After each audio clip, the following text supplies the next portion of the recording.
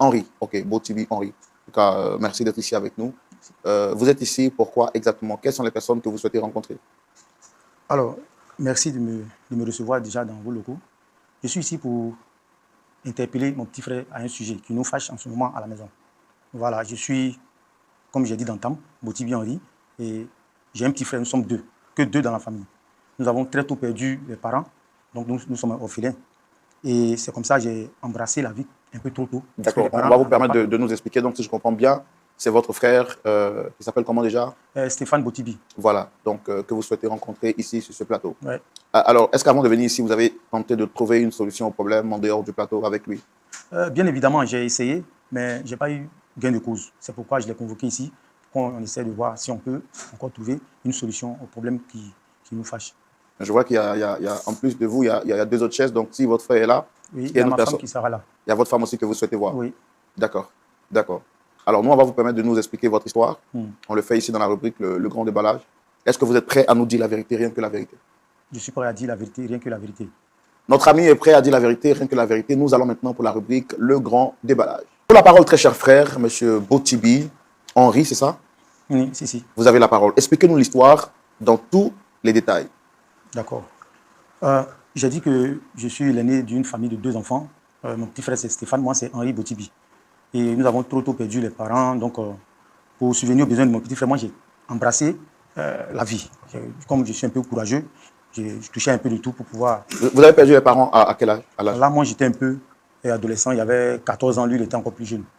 Donc, depuis lui, son âge, moi, j'ai travaillé dans certains petits coins qui me donnaient un peu d'argent. Donc, je l'ai aidé. Il l'ai financé. J'ai vraiment mis tout sur lui pour que lui puisse, puisqu'il était brillant. Je n'avais pas voulu qu'il arrête son cursus scolaire. Donc, j'ai vraiment investi. Et moi, comme j'ai dit là, j'étais courageux. J'ai eu une position plus stable dans une société. D'accord. Excusez-moi de vous interrompre. Oui. Quand vous avez perdu vos parents, qui sont ceux qui se sont occupés de vous? Bon, pour dire s'occuper, c'est un peu tôt. Les gens nous aidaient quand ils pouvaient. Mais moi-même, je ne laissais pas. Je me défendais pour pouvoir aussi subvenir à mes besoins parce que je suis un garçon. Les gens qui vous aidaient, c'était qui? C'était vos parents? C'était les poches? On avait des oncles qui, quelquefois, nous aidaient avec... C'est pas grand-chose. Mais je dis que voilà, c'est le frère du papa ou bien le frère de la maman, voilà, quelque chose comme ça. Et vos parents, en partant, n'ont pas laissé d'héritage? Bien au contraire, quand ils partaient, ils ont tout ramassé. Qui a ramassé? Les oncles, les parents. Nous, on ne pouvait pas faire grand-chose. Voilà, parce que devant eux, nous, on s'est sentis un peu faibles. On a regardé les choses faire. Donc, j'ai dit que j'allais me battre pour m'en sortir et que j'allais soutenir mon petit frère aussi pour qu'il aille de l'avant. C'est comme ça que j'ai commencé à travailler dans des coins. Je payais la scolarité de mon petit frère. Quand ça a commencé à aller, lui aussi, je l'ai aidé jusqu'à il allait terminer les études, même en Europe. Voilà. Là-bas aussi, quand il était là-bas, il a fini, il a trouvé de quoi faire, ça allait.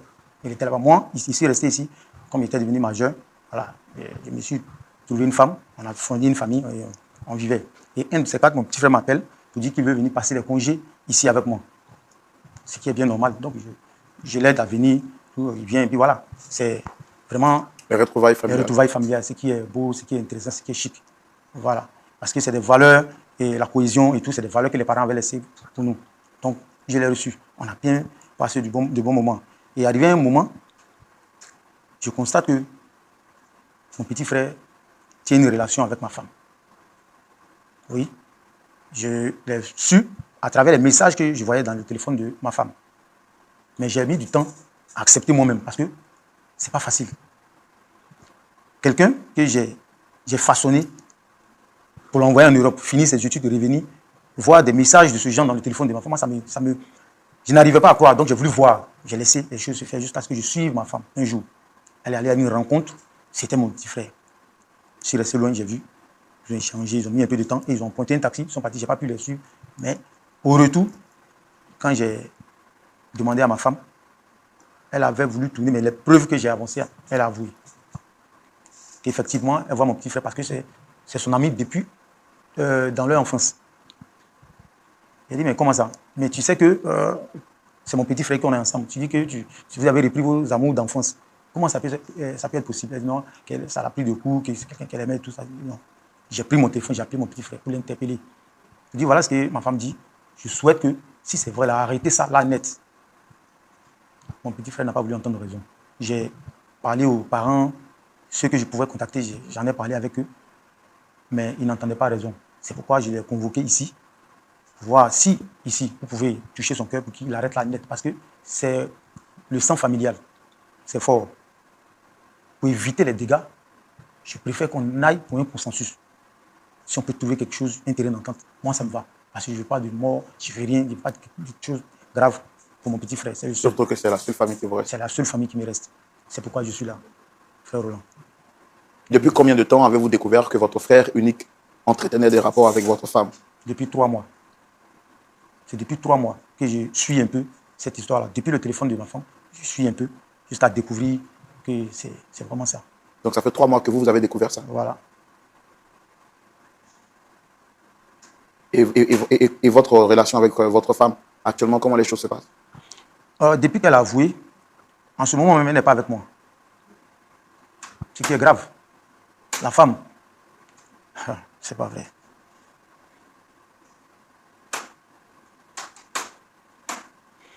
Elle vit en ce moment avec mon petit frère. Elle a quitté la maison, elle est avec lui. Vous êtes sûr? S'il y a un autre mot, je suis certain même. Je suis tellement choqué que je ne savais pas quoi faire. Il fallait trouver la formule pour arranger vite avant que les dégâts n'arrivent. Quand on m'a conseillé votre émission, j'ai dit que c'était parfait. Si je pouvais trouver une solution, moi ça me va. Parce que c'est ma seule famille, comme je l'ai dit tantôt. Voilà. Donc je suis venu, vraiment, je me confie à vous. Essayez de traiter ce sujet-là pour moi. Je suis dépassé. Je suis ému. Pasteur Tchoumou. Oui, Roland. Alors, voici l'histoire aujourd'hui que nous propose notre invité du jour, M. Botibi Henri. Ayant perdu donc ses parents très tôt, il décide de saisir les taureaux par les cornes et apprend lui-même à pêcher de par ses propres forces. Vu que ses parents, ayant perdu ses parents très tôt, ses oncles et ses tantes lui ont arraché à lui et son frère tout ce qui était comme héritage leur revenant de droit. Il ne va pas s'apitoyer sur son sort, mais décide de se battre en vue de prendre soin de lui-même, mais également de son frère. C'est ce qu'il va faire brillamment, il va réussir par la grâce de Dieu. N'étant pas brillant à l'école, lui décide d'investir l'argent sur son frère, son petit frère, afin de l'aider à aller très loin dans les études. Son frère, par la grâce de Dieu, va aller très loin dans les études, mais lui, par la grâce de Dieu, va aller en Europe par le soutien de son grand frère. Étant arrivé en Europe, il fait un parcours scolaire brillant.